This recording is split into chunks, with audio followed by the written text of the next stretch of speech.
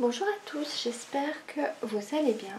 Aujourd'hui je vais faire une crème pour les pieds que j'ai appelée crème beaux pieds pour l'été. C'est une crème qui va être hydratante et nourrissante. On est en été, c'est d'autant plus important je trouve d'avoir de jolis pieds. Lorsque on est avec des chaussures ouvertes ou avec des tongs, c'est quand même beaucoup plus joli d'avoir des pieds bien hydratés plutôt que les pieds tout abîmés avec la peau toute sèche et de la corne tout autour. Donc j'ai décidé de faire une crème pour éviter tout ça. Donc cette crème va être quand même riche, mais vu que c'est pour les pieds qui en général sont très secs, et d'autant plus en été vu qu'on est tout le temps à pieds nus, ceux qui vont à la mer, il y a encore le sable, le sel, etc. Pour commencer, j'ai mis 30 g d'huile d'olive. J'ai juste pris mon huile d'olive de cuisine. Je n'aime pas utiliser l'huile d'olive dans mes prépas, si ce n'est pour les pieds, parce que je trouve qu'elle est quand même bien hydratante. Et l'huile d'olive pour les pieds, ça me dérange pas trop, donc c'est vrai que je la sers uniquement pour ce genre de prépa. Je vais encore rajouter 16 g d'émulsifiant Olive Douceur qui est adoucissant et protecteur. J'ai choisi cet émulsifiant parce qu'il fait des crèmes très douces et protectrices justement, donc c'est un émulsifiant que j'aime vraiment beaucoup. Je vais encore rajouter 10 g de cire d'abeille. Je le mets parce qu'il est hydratant et aussi pour épaissir la crème, mais la cire d'abeille a quand même un côté bien hydratant. Je vais rajouter 6 g de Caprilis qui est émollient et pénétrant. Je vais encore mettre 104,8 g d'eau, 16 g de glycérine, 12 g d'urée qui est hydratante et exfoliante, 10 g de provitamine B5 qui est fortifiante et hydratante, 10 g d'extrait de plante de poudre d'avoine colloïdale qui est apaisant et adoucissant. Je vais encore mettre 6 g de complexe hydratation intense qui est hydratant. Je vais mettre 1,2 g de Cosgarde et je vais rajouter encore des huiles essentielles que j'ai oubliées. Je vais rajouter l'huile essentielle de menthe verte et de l'huile essentielle de Palmarosa. L'huile essentielle de Palmarosa est très bonne contre les odeurs de transpiration, de pieds, etc. C'est pour cette raison que j'ai décidé d'en mettre dans cette crème, et l'huile de menthe, c'est pour son côté un peu rafraîchissant. Comme d'habitude, j'ai déjà pesé mes quantités.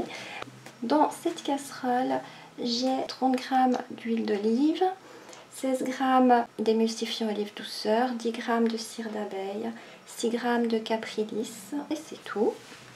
Et dans celle-ci, j'ai 104,8 g d'eau et 16 g de glycérine. Voilà, alors je laisse encore chauffer ces deux phases et je vous retrouve pour la suite de la recette. Les deux phases sont fondues. Je commence par prendre ma phase aqueuse à laquelle je vais rajouter la poudre de lait d'avoine. Et je mélange pour la faire dissoudre.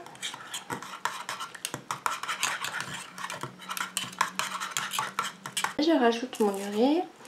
Je mélange aussi jusqu'à ce qu'elle soit entièrement dissoute. Ça me donne un lait un peu brun à cause de l'avoine. Donc je prends mon récipient. Je rajoute ma phase huileuse. Et j'incorpore progressivement ma phase aqueuse.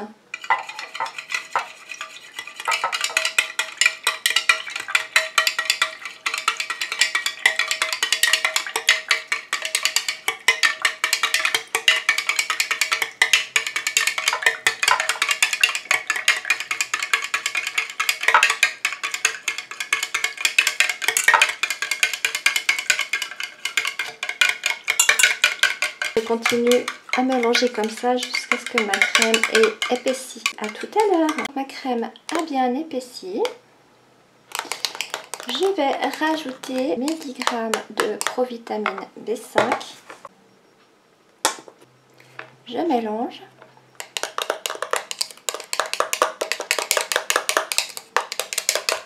Je mets encore mes 6 g de complexe hydratation intense.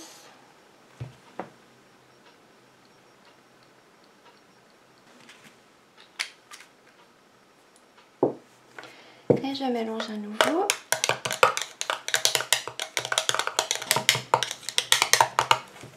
Je rajoute 1,2 g de Cosgarde.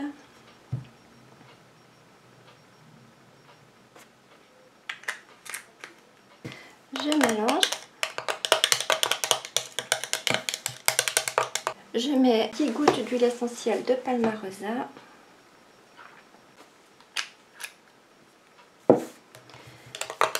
Je mélange.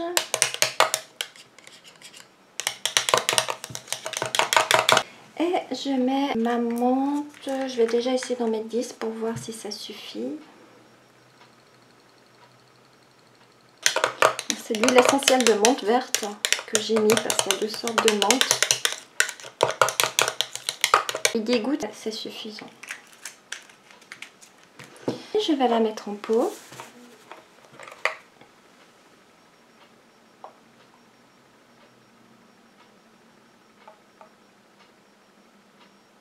Ma crème est terminée. J'espère que cette recette vous aura plu. Si c'est le cas, n'oubliez pas un petit pouce en l'air. Bien sûr, je vous donnerai des nouvelles de cette crème dans le bilan de la fin du mois. Et en attendant, je vous dis à tout bientôt. Bye bye!